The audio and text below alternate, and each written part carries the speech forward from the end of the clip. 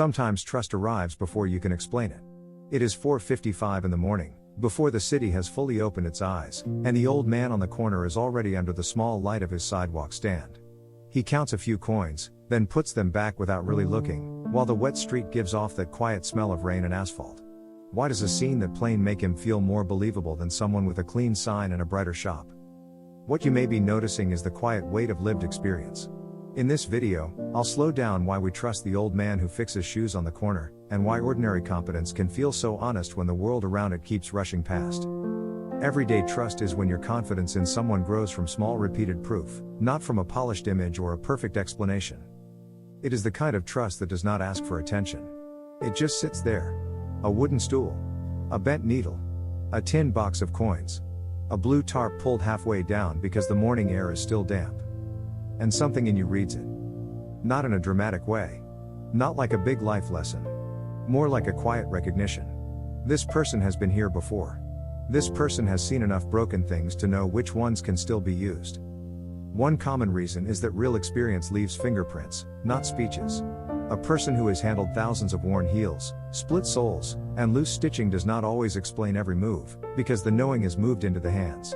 You see it when he turns a shoe over once, presses the leather with his thumb, and already understands where the strain has been. That kind of certainty feels calm because it does not look like performance. This is part of why his corner feels different from places that try harder to look trustworthy. The old man may not have a logo that glows or a counter that shines. His tools may sit in small plastic boxes, and the chair beside him may lean a little to one side. But the care is visible in the way he places the shoe down, not tossed, not handled like junk, just set there as if the ordinary thing still deserves respect. Sometimes, it comes from the comfort of someone who has stayed in one place long enough for people to stop questioning it. A sidewalk stand becomes part of the neighborhood, not because it announces itself, but because it is there again and again. People pass it on the way to work, on the way home, after rain, after heat, after long weeks when the street looks almost the same and somehow different. Stability can feel like honesty when so many things around you keep changing their voice to get your attention. Maybe you do not even know his name. You only know the shape of his morning. The way the tarp sounds when he pulls it open. The metal click of the cash box. The short nod he gives to someone who brings in a pair of work boots without saying much. He does not seem surprised by damage. That alone can make him feel safe. There's also a quieter reason. He works with things people usually throw away or hide. Shoes carry the evidence of where someone has been, but they are not elegant evidence. They are scuffed from bus stops, bent from standing too long, stained from puddles, worn down from days nobody talks about. When someone treats those worn down things with patience, it can feel like they are also treating the life behind them with patience. That is why the trust is hard to explain. It is not only about whether he can stitch a sole. It is about how he looks at something tired and does not make it feel embarrassing. He sees the split seam, the loose heel, the cheap glue, the crooked wear on one side, and he does not laugh at it. He just picks it up and begins. In a world that often rewards the newest thing, there is something grounding about a person who understands repair. Not as a slogan. Not as a big statement. Just as a morning routine. It's 6:18 now, and the city has started to move faster. Someone in a gray jacket stops by the corner with one shoe in a plastic grocery bag and the other still on their foot. They stand awkwardly near the curb, pretending they are not in a rush, while scooters slide past and a bus exhales at the red light. The old man opens the bag, checks the shoe, presses the torn part, and says a few simple words. The person nods, maybe a little relieved. Not because the problem is huge, but because someone knows what to do with it. They watch him thread the needle, pull the sole into place, and hold the shoe steady against his knee. For a moment, the morning feels less scattered. If you've been there, you're not strange. You might know someone who lives like this. This is what ordinary trust can look like when it has no spotlight. It is a tired shoe, a small corner, and a person whose hands seem to remember more than they say. One thing that often sits underneath is our quiet hunger for people who are not trying to impress us. So much of modern life feels arranged for display, the right words, the right angle, the right promise, the right image of being fine.